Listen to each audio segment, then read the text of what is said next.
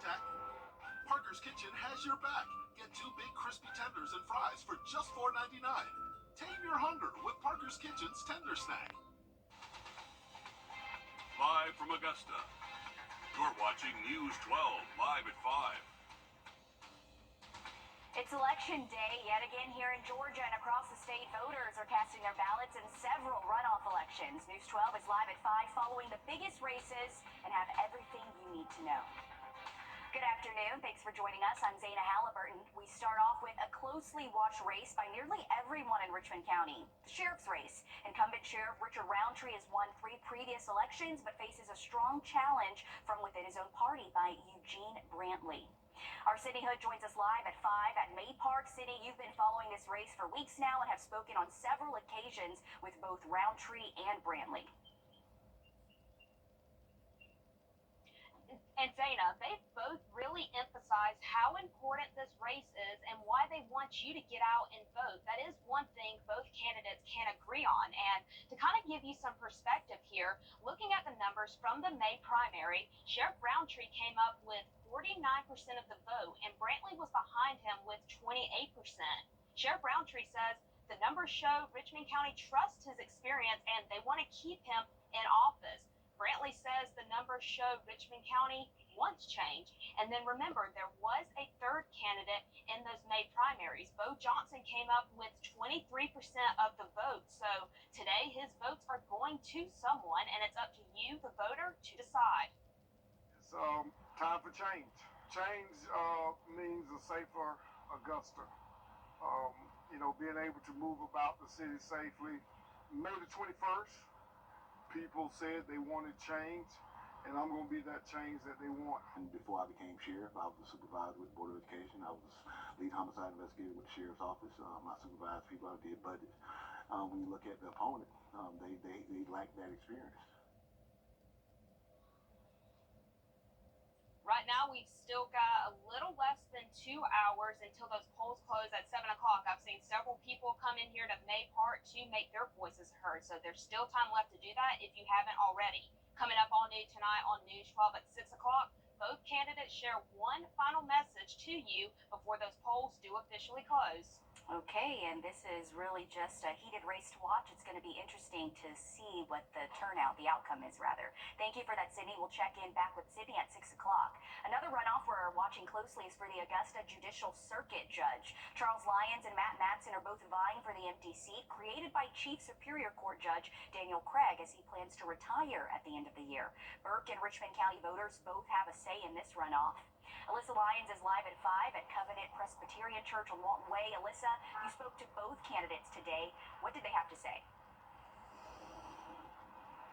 Yeah, they said a lot of things, and some of those big reasons is putting a lot of tread on this pavement behind me for a lot of those voters to come in here and cast their vote just before it closes at 7 p.m. While we've seen Charles Lyons on the ballot before, this is Matt Matson's first time here ever participating in the elections process and the candidacy process.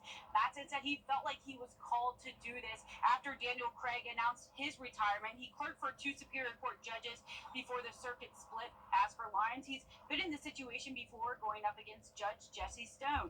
Superior Court judges preside over criminal cases, civil cases, and domestic court proceedings. It's a role they feel they're ready for. The main thing is working for the people, because I believe that the community, the citizens of Burke and Richmond County, that they deserve a judge who has a reputation for working hard, and not one that someone looks the game when they reach the bench. Just to be fair and humble, fair to everyone, and be humble, realizing that the decisions that are made in court affect the people who are there and affect this entire community. Both of these candidates have an affiliation or previous histories with the clerk's office and with the Superior Court seat. So this is actually one of those races that has gained traction because of that. There's less than 4,000 votes that have separated the two in the primary. So tonight, it's one we're going to be keeping our eye on closely. Okay, thank you for that update, Alyssa. Just a reminder, Richmond County and Burke County voting in this race. Other elections we're following tonight include State House District 131 between Republicans Paul Abbott and Rob Clifton, McDuffie County Commission District 2B between Bill Jopling and Sean Kelly, and Emmanuel County Commission District 3 between Johnny Moore and Chandra Hooks. Much more news ahead, but right now we're sending things on over to First Alert Chief Meteorologist Riley L. And Riley, for all of the... It's about 10 minutes. Thanks, Riley. Buster Murdaugh, the only surviving son of convicted killer Alec Murdaugh, is filing a defamation lawsuit against multiple media companies. This includes Warner Brothers, Netflix, Discovery Inc., and more. The lawsuit claims these media companies falsely accused him of being involved in the murder of Stephen Smith. Netflix released a series called Murdaugh Murders, a Southern Scandal, and Warner Brothers produced the series Murdaugh Murders, A Deadly Dynasty, that had a segment about Buster and Smith. Stephen Smith was found dead on a back road in Hampton County in July of 2015. An autopsy determined he was hit by a car.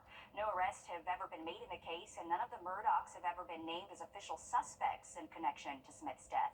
SLED reopened the case in June of 2021, shortly after the murders of Maggie and Paul Murdaugh. The lawsuit claims that Buster Murdaugh's reputation has been damaged, and he suffers mental anguish at the hands of these media companies. South Carolina's top prosecutor says his office is seeing more and more cases of vulnerable adults being targeted across South Carolina, but he believes many more instances of abuse, exploitation, and neglect are going unreported. State House reporter Mary Green explains what's now being done to change that. State prosecutors refer to these crimes targeting vulnerable adults as silent crimes because they say it can be tough to identify, for example, neglect and exploitation. Now they're looking to spread the word to law enforcement and to the public about what can be done to stop them. The abusers rely on the public not knowing what is going on or not knowing who to tell if they suspect something is going on. We aim for our vulnerable adults to be treated with the dignity and the safety that they deserve. For this to happen, we need an informed public to partner with us to achieve this goal. On Tuesday, Attorney General Alan Wilson announced the renaming of a nearly 30-year-old unit in his office to now become the Vulnerable Adults and Medicaid Provider Fraud Unit. Wilson says it's intended to bring more awareness to the work they do to investigate and prosecute crimes against vulnerable adults, including older South Carolinians and those with intellectual disabilities. For example, caregivers injuring assisted living patients and adult children spending their parents' money, leaving them unable to afford their own nursing care needs. Orangeburg's police chief says local agencies like his are often limited in investigating what he describes as a major problem. It's happening. It's out there. Our responsibility is to identify those issues, those cases, seek the help we need to investigate them and prosecute the persons who are responsible. And Wilson says the unit's conviction rate over the last several years in cases in which they've charged a defendant minus dismissals is 100%. Reporting from the State House, I'm Mary Green. And if you suspect something is wrong concerning a vulnerable adult, in South Carolina, here's the hotline to contact the unit, 1-888-NO-CHEAT. Wilson says when in doubt, he encourages people to err on the side of making a report. A family is reunited with their child after a serious scare thanks to a Good Samaritan. 20-year-old Cam Davis says he was driving home after work Sunday evening in Horry County when he saw something in the middle of the road. When he got out, he realized it was a toddler. I saw it was a kid, and so I stopped. I slammed on my brakes and I turned my hazards on just in case any cars, So I rolled my window down. I was like, "Hey, where's your parents?" Davis quickly called 911, directing traffic to help other commuters from hitting the child while on the phone with dispatch. That toddler was quickly reunited with his family, who says he wandered out of the house without them realizing. As for Davis, he says he was in the right place at the right time to help and is beyond grateful that everything turned out okay. Thankful for him helping. Situation could have been worse, but it was not, thanks to him. Coming up, voting, an important part of every American's duty, but for visually impaired voters, there are still persistent hurdles in their way. Just ahead, how one Georgia man is advocating for them. And we have hot weather sticking around the next couple of days, but seasonal for this time of year. We start to get above average later into this weekend. We'll have a full look at it just after the break. Time and Temp, brought to you by your First Alert weather team. Introducing the First Alert Radar Network. With up to 10 times the resolution of other local radars and technology that can pinpoint right down to your street. First just got faster. Cracks in your brain. I'm Joe Biden, and I have... Our Summer Diamond event has returned, making a special purchase easier than ever. For the entire month of June, get 5 years 0 down and 0 interest with approved credit. This is an in-store event with a selection of fine jewelry that few stores in the world can compete with. Come see new spring styles from your favorite designers, or pop the big question with an engagement ring. Celebrate summer with a special gift from Windsor Fine Jewelers. The United States swimming trials continue tonight. A pair of Nashville sisters have already made headlines and will continue to be ones to watch in Indy. Chris Harris tells us about Gretchen and Alex Walsh.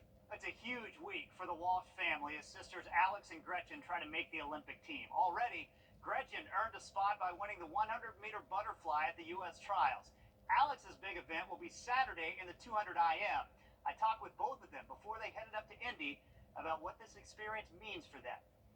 We both feel really confident that we can, if we do what we've been training to do for the past 3 years, we both have really good shots at making the Olympic team. That's the goal, to make it together, something they missed out on in 2021, with Alex earning a silver medal in the 200 IM in the Olympics, as Gretchen watched from home with her family. I had my shot, I missed it, and that was okay. And I was looking forward to starting a new chapter at UVA the following month. So it would have been awesome to compete at the Olympics, obviously. But I really did take a step away from swimming, and I think I needed that. Since then, the 21-year-old has blazed to the front of the pack. This past March, she broke 4 NCAA records as she helped Virginia to its 4th straight team title.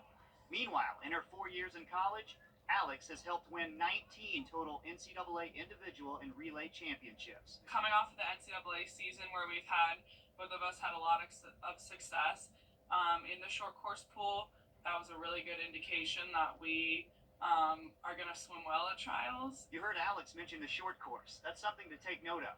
The NCAA uses 25-yard pools. International swimming is all 50-meter pools. My race strategy changes so much when I am doing training for something like the Olympic trials where it is going to be a 50-meter pool, because I do the 50 free, and now I don't have any flip turns, so it's just one length instead of NCAA's where I get the wall in between and I'm basically only actually swimming for maybe 20 yards. It's definitely a different competitive landscape. But it's one in which both girls believe they can succeed. It's another moment they've worked for together. And this week, they will cheer each other on as they both try to make the U.S. team. I want it, and I'm doing things in order for it to happen, and I'm prioritizing it above everything else. Hopefully, this summer, the best part about trials will just be Gretchen and I getting to achieve this dream together. And just how proud do you think Mom and Dad are? Glennis was a former swimmer at Boston College. They are cheering them on up in Indy this week. I don't know about anybody else who has siblings, but my brother and I are really competitive when we play sports. But I can't imagine what the training sessions are like between Gretchen and Alex. They must be incredible. Swimming is one of my favorite sports to watch every Olympics, and it would be really fun to see these sisters both punch their tickets to Paris. Can't beat a good sibling rivalry. Good stuff, Dan. Thanks for that. Well, it's Tuesday, which means we have our latest Sunshade winner brought to you by Plunkett Heating and Air. Congratulations to Shannon Wilkes from Augusta. To get your own Sunshade, just go to WRDW.com, click on contest, and we'll announce these winners every Tuesday and Thursday live at 5. Have a look at the forecast for you just after a short break. There are trucks. A car wreck can hurt your future. And making the right call after your accident can be the most important decision of your life. Call George Sink Injury Lawyers at all nights. You can call nights, weekends, 24/7. Let them take care of everything while you get better. Trust Chief Meteorologist Riley Hale for your first alert. Snack attack? Tame your hunger at Parker's Kitchen with 2 big tenders and fries for just $4.99.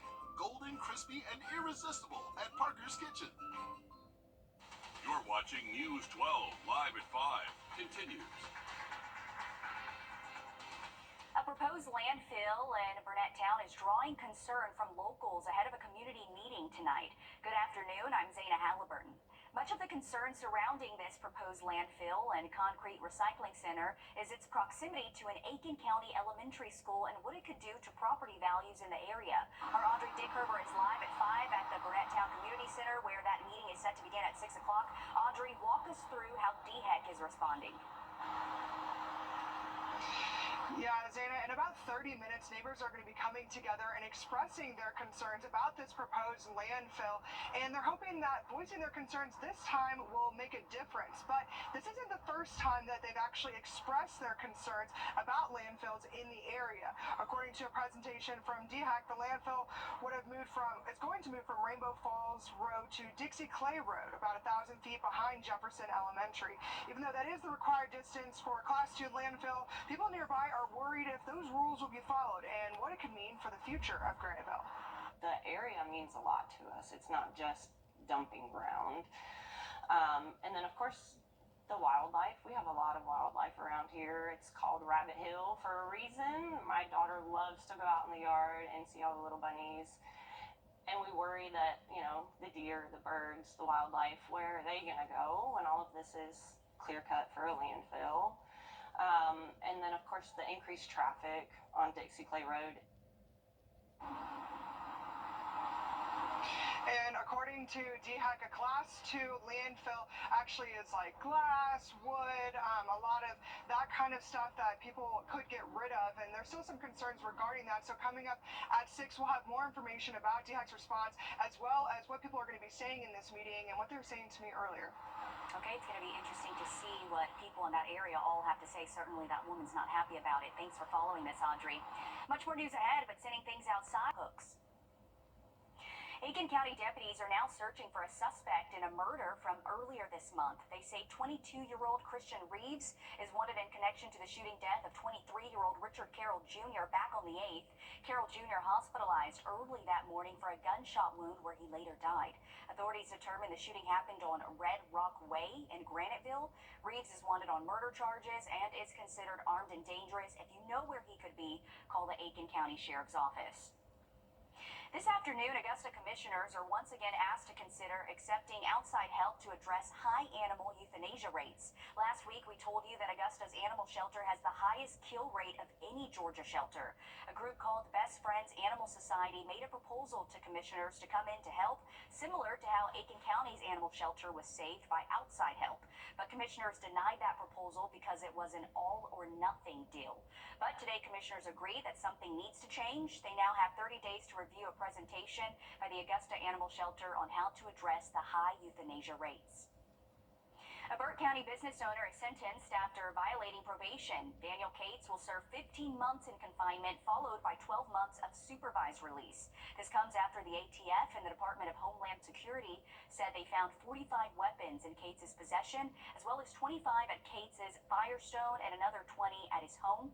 Cates was already on probation for his alleged involvement in a decades-long illegal gambling operation.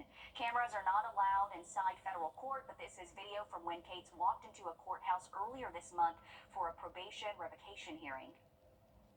Tonight, Georgia lawmakers say the state is failing veterans and they're ready to do something about it. Abby Kasoris is looking to how a new committee is tackling ways to treat our nation's heroes with the dignity they deserve. Busy pens and heated state senators. And the VA is treating our dead veterans better than they're treating our live veterans. What started out as presentations quickly turned into lawmakers asking for a real dive into the problem. How can the state meet the needs of veterans? Many veterans struggle with chronic injuries, physical disabilities, addiction, mental illness, and other issues stemming from their service. The study committee is looking at 2 categories, housing and healthcare, which includes mental health. Georgia falls below the national average for both. The veteran housing crisis is highlighted by a recent study from the Housing Assistance Council. Approximately 40,000 Georgia veterans live in poverty, with nearly 700 experiencing homelessness. Nationwide, 8% of veterans lack health care. For Georgia veterans, that number is more than double. This is also a national security issue, I would argue, and a Georgia security issue.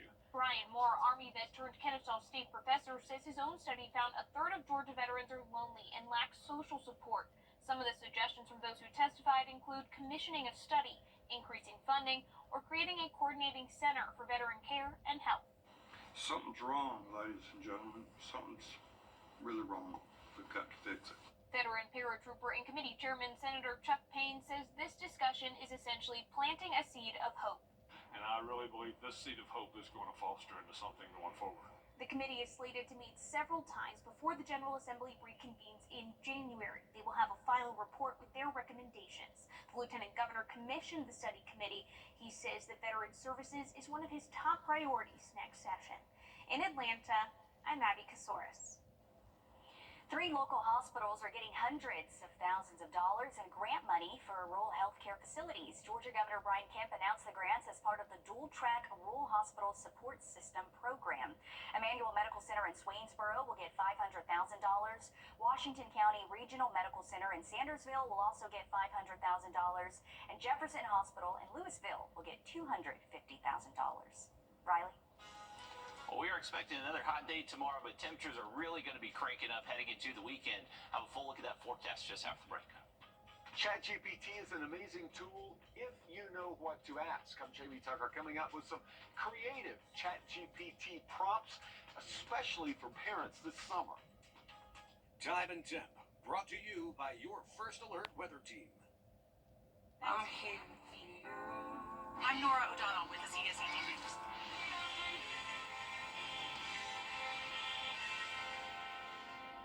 Your home health. The next couple of days.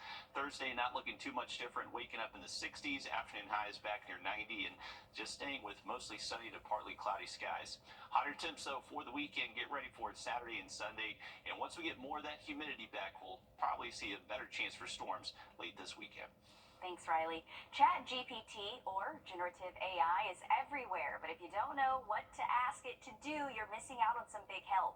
Our consumer reporter, Jamie Tucker, has some ChatGPT prompts that could help you if you don't know what to say. What the Tech, sponsored by Augusta Preparatory Day School. Yeah, but ChatGPT kind of reminds me of being 16 and trying to talk to girls. I never knew what to say. And if you've ever sat in front of a prompt box wondering, what can I ask ChatGPT? Well, listen up, parents. These prompts can change your summer. For example, ask ChatGPT for some fun things to do near you that are off the beaten path. You'll get a list of places to explore with the kids that you might otherwise have missed. You can make bedtime stories that wow your children. Be specific here. Include the child's name and age and what they like. Trevor, the superhero, fighting bad guys in space. You can even ask ChatGPT to create a week's worth of these bedtime adventures. For younger children, ask for a lullaby with their name to the tune of a song you know. Give me dinner recipes for what I have in the pantry. And if you're not feeling very creative at dinner time, tell ChatGPT what's in your fridge and pantry and ask for recipes. You'll have fresh ideas and cut down on food waste. As for age-appropriate movies on Netflix, generative AI will return a list based on recommendations from parenting and movie blogs. Run across something that's TLDR, too long, didn't read, like a privacy policy. Ask generative AI to summarize it for you. And anything you would search using Google, well, you can ask ChatGPT or one of the other AI engines to get more specific responses. One important thing to remember is be specific when you're entering these prompts, and you can always ask follow-up questions or follow-up commands without needing to start that conversation over. These are powerful tools if you know what to ask. That's What the Tech. I'm Jamie Tucker. ChatGPT is a little scary when you think about it. Amtrak is calling for nearly $30 million federal dollars to build a new rail hub in Atlanta. While the location of the hub is still unclear, this could be the first step in the Department of Transportation's potential route expansions. In December, we learned the DOT has more than $8 billion in grants to expand Amtrak access in the South, with many possible plans, including a station right here in Augusta. Nothing is set in stone just yet. This comes as states like North Carolina are seeing its highest ridership numbers in service history. In the first 2 months of this year, more than 100,000 people rode trains in the Tar Heel state. That's more than double the number of riders in the same time period of 2019. North Augusta is hosting 7 of our other local high school basketball teams for a fun night of action on the court. We're going to hear from the Yellow Jackets head coach next in sports. First Alert Rate Hire, powered by Jim Hudson Automotive Group. Foundation settled. Absolutely. Can't beat a good rivalry in sports. It makes it that much more fun to watch, and definitely a cool package there from Furman just up the road for us. And with football practice starting 2-a-days out there, make sure you're watching the signs for heat stroke and heat exhaustion. Have another look at some hot temps in that 7-day just after the break. To your creditors, you're just a number. But to us, you're someone who deserves peace of mind. We can help. Blaze McElroy Recruiter and Kitchens, our family helping yours. Imagine the excitement of graduation day. 12 years of hard work are about to pay off. You both imagine his future, the possibilities, his dreams. Imagine that celebration turning into fear and confusion when the oncoming driver fails to yield. Imagine that future on hold with constant doctor visits and medical bills. The team at George Sink Injury Lawyers has collected millions for clients just like you. We're here to help. Just call all nines now. We couldn't wait any longer. The Weinberger's famous tent sale is going on right now. We have more furniture than any store in the Southeast. Everything has additional discounts up to 75% off. Save on in-stock and special orders. These really are the best prices of the year, but only for 2 weeks. The tent sale is happening early this year, now through June 23rd. Open every day with extended hours. Hurry into Weinberger's famous tent sale and check back daily.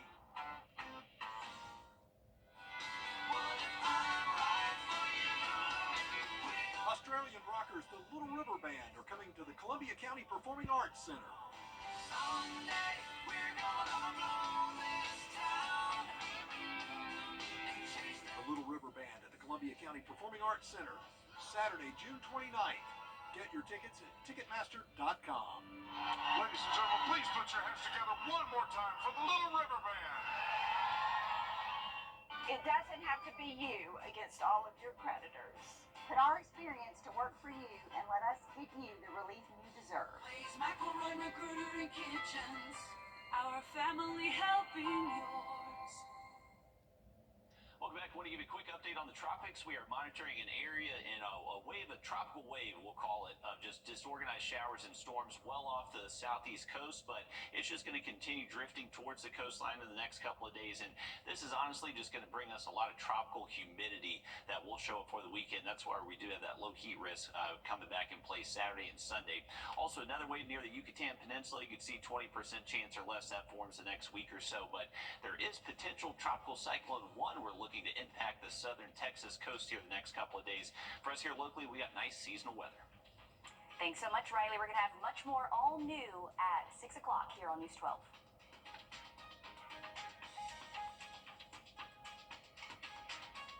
This is not you.